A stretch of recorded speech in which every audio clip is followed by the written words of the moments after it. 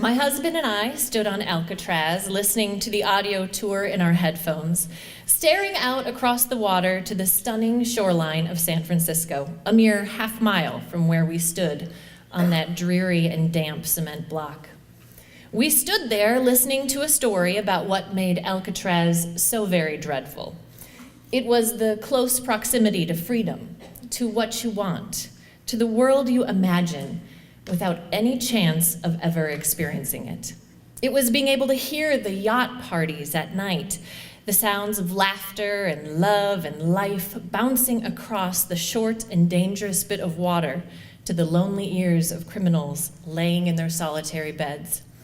The images of what could be, the life they were so far from experiencing, was what haunted them. My husband turned to me and said, "This is what parenting 3 kids is like."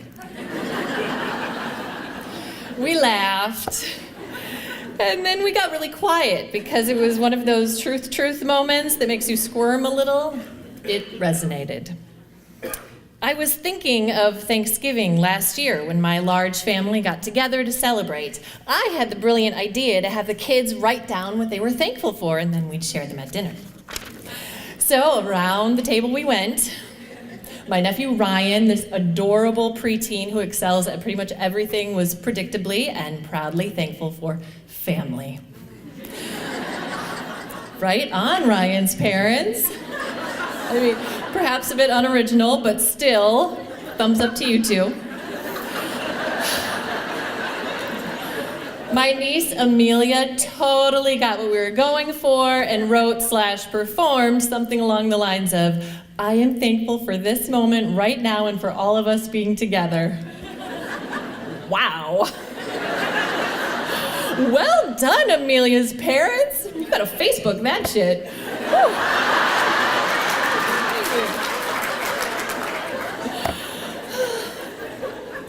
And then we got to my bright, sweet, quiet 9-year-old daughter, Marin. What are you thankful for, Marin? I mean, what have we given you, done for you, provided for you, shown you, taught you that you are realizing in this very public and beautiful moment has made you who you are? Go ahead, Marin. Tell everyone here how awesome we are. She looked up and, without saying a word, turned her paper over. It read, "Tacos." Tacos. Well, she does love tacos, I stammered, embarrassed. A far cry from being thankful for this moment right now, Marin is grateful for tacos. That was not how this little exercise was supposed to go.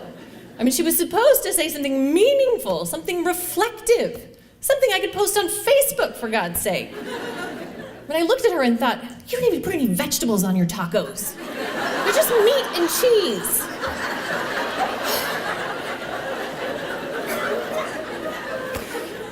But I know enough. I know enough to know that this sweet little girl is just fine with her vegetable-less tacos. But in that moment, and in too many others, I felt this unfair and brutally real disappointment. I'm trying so hard, scrambling, always a half mile from where I imagine I'm supposed to be. And standing on Alcatraz, it sort of made sense. This idea that we parents are always looking off to the horizon, to the life that is just out of reach. Not that we moms are in prison.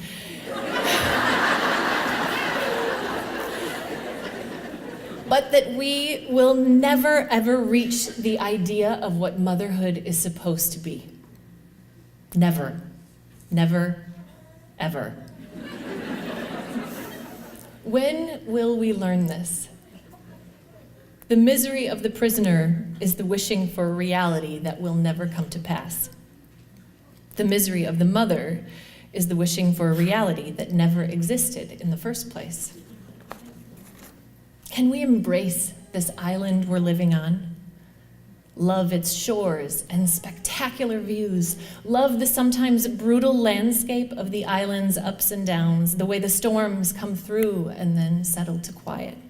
The bars that hold us in, as well as the beauty and strength of our togetherness. Because if we can't, then motherhood really does become a kind of prison. The shore on the horizon will always look impossibly good despite the reality. I mean, how can it not, with that glorious sunset that graces all of our views? And my Marin, she is one of the sweetest parts of my island. Once I can tear my eyes away from the beauty of what's out there across the water, well, then I can turn around and I can finally see her. I see her standing there with those vegetable-less tacos, not looking out across the shore to somewhere else, but embracing what is. And that is something to be thankful for.